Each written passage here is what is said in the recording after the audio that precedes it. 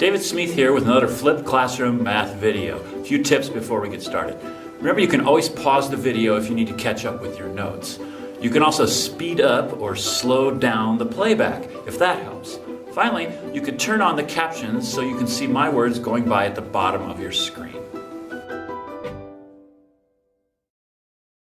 Today's topic, multiplying radicals. I want to review a couple of the rules we covered earlier in this chapter. If you have root a times root a, that's the square root of a squared, which just gives you a. So that was one of the rules we had. A second rule was if we had root a times root b, you could put these two numbers under the root and say root a times b. That was our second rule. This was a rule that we developed during that lesson. If I have a times root b times c times root d, I gather the numbers outside the root signs and multiply them, AC, and I put the numbers in the root signs under one root sign and multiply them. So we're going to use these three rules as we work these problems. Now remember, you can pause at any point and try it yourself before I explain. Okay, let's do this one. What does that look like from our expansion chapter? If you guessed distributive property, you're right. We do this little mini rainbow. We multiply 2 times 2 and 2 times root 3. So 2 times 2 is 4, and 2 times root 3 is just 2 root 3. Now you might think, or you might try to simplify this further, but we can't. This is 2 root 3, this is just 4. I can't combine these if I want to leave the root as a root, which we need to do in these units.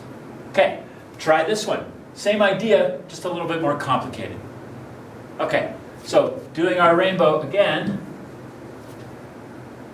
root 2 times 5 is just 5 root 2. We always put the number that's not in the root first and then the root. Now, root 2 times negative 2 root 2 is going to be minus 2 root 2 times root 2. I'm just writing this out. When you get this mastered, you're going to go quite a bit quicker. Let's bring down our 5 root 2. Now I have minus 2 times root 2 times root 2. This is minus 2 times root 4, which bring down our 5 root 2. Minus 2 times root 4. You can simplify that all the way out of the root sign. What's root 4? That's just 2. So 2 times negative 2 is minus 4. So that's the solution to that one. Let's move on to some of these other ones. Again, distributive property type problems using these rules. 3 times 2 gives me 6, plus 3 times root 3 is just 3 root 3. So that one's pretty straightforward. Okay, try that one. All right, let's see how you did. I'm going to show fewer steps. Root 2 times root 2 is just 2. That's because I'm going to multiply my 2's together to get 4, put them under one root sign. Square root of 4 is 2. Now this one is going to be minus 5 root 2. Okay, let's do a few more. How about root 3 times 2 plus root 3? This is a one-stepper. I'm not going to draw my rainbow, but this is what you're doing with distributive property. 2 times root 3 is just 2 root 3. Root 3 times root 3 is just 3. So we're done with that one. Let's take a look at this. A little more complicated. I got a negative out here. Deep breath. You can do this. Negative root 2 times 2 ends up being minus 2 root 2. Negative root 2 times negative root 3 is minus, now I'm going to break this out, 2 times 3. That's just this rule right here. Root a times root b is the root of a times b. That's all I did. Negative root 2 times negative root 3 gets us, so I made a little mistake. Can you see what that is? That should be a plus. Negative times a negative gives us a plus. Finishing that out, my minus 2 root 2, that just stays. This is going to be plus root 6. Now, once you've done something like this with multiplication under the root sign, you need to take a look at the result and make sure that it's not a perfect square, or make sure that it doesn't contain any perfect squares if you factor it. And 6 doesn't.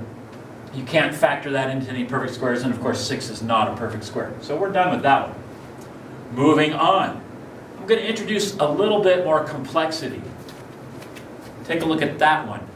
Think about the techniques you learned in the expansion chapter, and what would you do that problem? What technique would you use?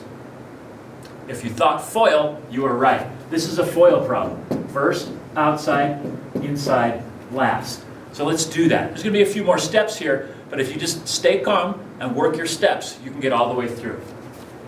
First, 2 times 3, that gives us a 6.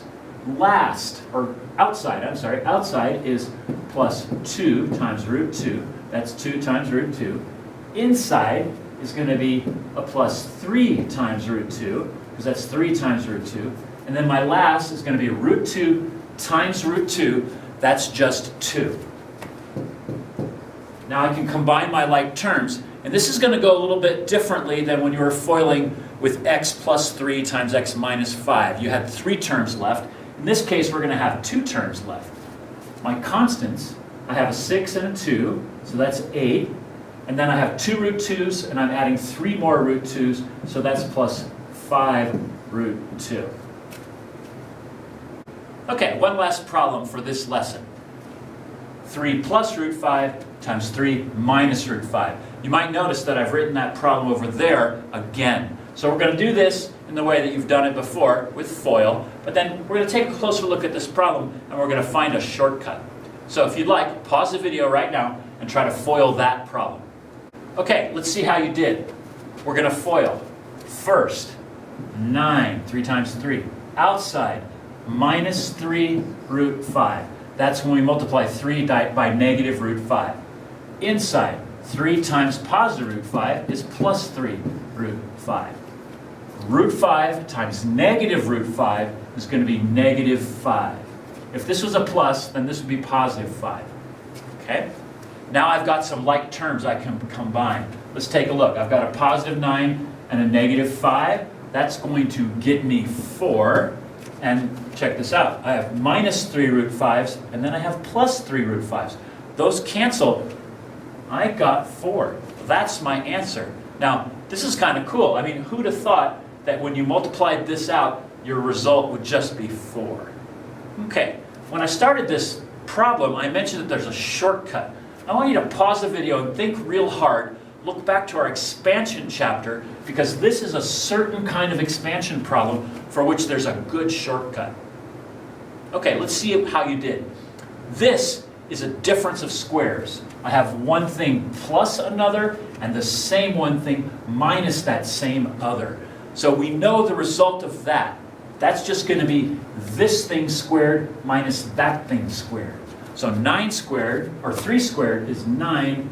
Root 5 squared is 5, so it's minus 5, which gets us the same 4 that we found in this problem. But much quicker, less thinking, easier steps. Now that you've watched the video, take a moment and write down any questions that you might have so you can bring them to our next class. Remember that you can always watch the video again and perfect your notes. Finally, if you enjoyed the video, please click the like button down below. And if you'd like to help me grow my YouTube channel, please click subscribe.